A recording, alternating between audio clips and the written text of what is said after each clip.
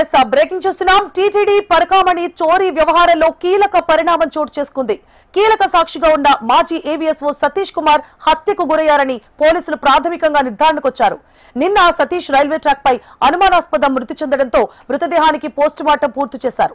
Forensic పోలీసుల పర్యవేక్షణలో Satish మృతదేహానికి CT scan చేశారు. సతీష్ తల వెనుక గొడ్డలితో నరికినట్లు గుర్తించారు.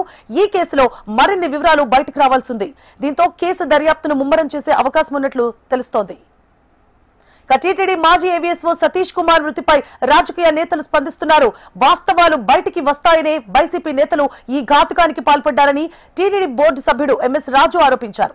మరోవైపు వైసీపీ నేత మాజీ టీటీడీ చైర్మన్ భూమన కరుణాకర్ రెడ్డి స్పందిస్తూ అధికారుల ఒత్తిడి తట్టుకోలేక ఆత్మహత్య చేసుకున్నాడని ఆరోపిస్తున్నారు. ఇది ప్రభుత్వ హత్యనని సంచలన ఆరోపణలు చేశారాయన. సతీష్ కుమార్ మృతిపై కుటుంబ సభ్యులు స్పందిస్తూ ఆత్మహత్య చేసుకునే పిరికివాడు కాదని బంధువులు ఆందోళన చేపట్టారు. రైట్, ఇక ఇదే అంశానికి సంబంధించి మరింత సమాచారాన్ని మా ప్రతినిధి ప్రవీణ్ లైవ్ లో అందించడానికి సిద్ధంగా ఉన్నారు. ప్రవీణ్, చెప్పండి, సతీష్ గురించి అంటే ఆత్మహత్య అని నిన్నటిదాకా అనుకున్నారు, ఈ రోజు హత్య అని నిర్ధారణ అయింది. కేసు దర్యాప్తు ఎలా కొనసాగుతోంది? టీటీడీ మాజీ ఏబిఎస్ఓ రైల్వే ఎస్పీ సతీష్ కుమార్ నిన్న అనుమానాస్పదంగా మృతి చెందిన పైన రాజకీయ దుమారం జరిగింది. ఏదైతే పరకామణి చోరీ కేసులో ఆయన ఫిర్యాదుదారు, అప్పటి ఏబిఎస్ఓగా ఆయన ఫిర్యాదుదారు. ఇప్పటికే ఈ నెల 6వ తేదీన ఒకసారి సిఐడి ముందు విచారణకి హాజరైన తర్వాత ఈ రోజు ఏదైతే నిన్న మరోసారి సిఐడి విచారణ ఉన్న నేపథ్యంలో నిన్న అర్ధరాత్రి ఆయన మొన్న అర్ధరాత్రి రైల్లో గుంతకల్ నుంచి తిరుపతి వెళ్లే క్రమంలో మార్గ మధ్యంలో తాడిపత్రి సమీపంలో కోవెల జూటూరు మధ్య రైల్వే ట్రాక్ పై ఆయన మృతదేహాన్ని నిన్న విగతజీవిగా పడి ఉందని స్థానికులు గుర్తించి సమాచారం అందించడంతో పోలీసులు ఒకసారిగా అక్కడికి వెళ్ళడం జరిగితే ఈ ఘటన రాష్ట్ర వ్యాప్తంగా కూడా సంచలనంగా మారిన నేపథ్యంలో దీని కూడా పోలీసులు పూర్తి స్థాయిలో విచారణకు ఆదేశించడం జరిగింది. సిఐడి డీజీ రవిశంకరయ్య గారు నిన్న రాత్రి అనంతపురం చేరుకున్నారు.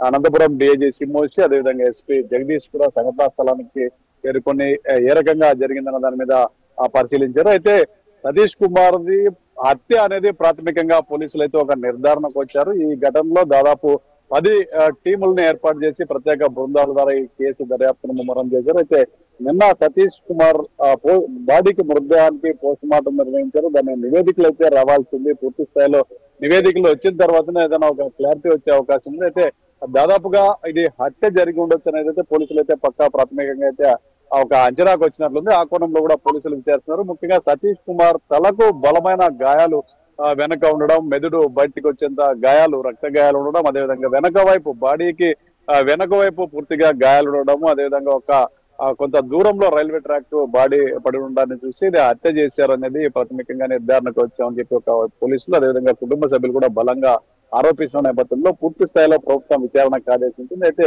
ఈ కేసుకు సంబంధించి నిన్న ఏదైతే విచారణకు హాజరు కావాల్సిన ఈ ఘటన జరగడం పైన పూర్తిగా ఇది ఏదైతే గతంలో వైఎస్ఆర్సీపీ హయాంలో ఈ పరకామణి చోరీ జరిగిన నేపథ్యంలో అప్పటి టీటీడీ ఈ పాలకవర్గంలో ఉండే ముఖ్య నేతలు ఈ ఘాతకానికి పాల్పడాలన్నది కూడా ఒకవైపు ప్రస్తుతం టీటీడీ బోర్డు సభ్యుడు ఎంఎస్ రాజు ఆరోపిస్తున్నారు. ప్రధానంగా భూమన కరుణాకర్ రెడ్డి, వైవి సుబ్బారెడ్డి ఇద్దరిని కూడా విచారించాలని కూడా ఆయన ఆదేశిస్తున్నారు. ఏదైతే గతంలో కొన్ని కేసుల్లో ఇలాంటి వివేక హత్య కేసు వంటి ఘటనలో కేసులోనే సాక్షులు మిగతా నుంచి కూడా హతమవుతున్న నేపథ్యంలో ఇలాంటి ఇవి కామన్ చేస్తున్న కొంతమందికి ఇలాంటివి అలవాటుగా మారిపోయాయని చెప్పి కూడా కొంత ఆరోపణలు అయితే బలంగా చేశారు. మరోవైపు టీటీడీ మాజీ చైర్మన్ కూడా దీని మీద భూమన కరుణాకర్ రెడ్డి కూడా స్పందించడం జరిగింది. ఇది ఖచ్చితంగా ప్రభుత్వ హత్య కూడా అని కూడా ఆరోపిస్తున్నారు. ఏదైతే పరకామణి చోరీ కేసులో లేనివి చెప్పాలని చెప్పి అతని మీద ఒత్తిడి తెచ్చిన నేపథ్యంలోనే ఆత్మహత్యకు పాల్పడడం కూడా భూమన కరుణాకర్ రెడ్డి ఒక సంచలనమైన వ్యాఖ్యలు కూడా చేశారు. దీని మీద పూర్తిగా సమగ్రంగా విచారణ అయితే కొనసాగుతుంది. నేను రాత్రి సిఐడి డీజీ అనంతపురం చేరుకున్నారు. అనంతపురంలోని పూర్తి స్థాయిలో అటు రైల్వే పోలీసులు ఇటు లోకల్ పోలీసులు పూర్తి స్థాయిలో దీన్ని విచారణ అయితే పూర్తి దర్యాప్తు ముమ్మరం చేశారు. దాదాపు 10 టీముల్ని బృందాలుగా ఏర్పాటు చేసి ఈ విచారణ కొనసాగిస్తున్నారు. ముఖ్యంగా రాయలసీమ ఎక్స్ప్రెస్ లో 2nd క్లాస్ బోగిలో ప్రయాణిస్తున్నటువంటి సతీష్ కుమార్ ఏం జరిగిందనేది ఒక సస్పెక్టెడ్ మిస్టరీగా మారింది. అయితే దీన్ని ఛేదించేందుకు పోలీసులు పూర్తి స్థాయిలో అన్ని కోణాల్లో దర్యాప్తు చేస్తున్నారు. ముఖ్యంగా ఆ రాయలసీమ ఎక్స్ప్రెస్ లో 2nd క్లాస్ ఏదైతే ఏసీ 2nd క్లాస్ బోగిలో ఉన్నటువంటి సతీష్ కుమార్ ఆ బోగిలో ఎవరెవరు ప్రయాణికులు ప్రయాణించారు, రైల్వేలో గుంతకల్ నుంచి ఎవరు ఎక్కారు, మార్గ మధ్యంలో ట్రైన్ ఆగిందనే ఒక అనుమానం కూడా వ్యక్తమవుతుంది. అయితే అక్కడ రైలు ఆపి అతన్ని హత్య చేశారనే ఒక కోణంలో కూడా పోలీసులు అయితే విచారణ అయితే చేస్తున్నారు. మొత్తానికి సతీష్ కుమార్ ది ఒక హత్యగానే పోలీసులు చూస్తున్న నేపథ్యంలో ఆ కోణంలోనే పోలీసుల విచారణ అయితే కొనసాగుతుంది.